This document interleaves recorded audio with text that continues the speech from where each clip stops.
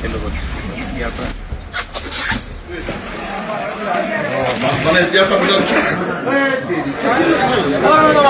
বহুতো ক্ষেত্ৰত এনেকুৱা ধৰণৰ ৰাইজৰ পৰা কমপ্লেইন আহে যে মাছত বেছি ইউৰিয়া থাকে বা তেনেকুৱা ধৰণৰ পদাৰ্থ থাকে, যোনবোৰ পদাৰ্থ দি পেলাই মাছটো বহুত বেছি ডাঙৰ কৰি দিয়ে আৰু ৰাইজৰ বাবে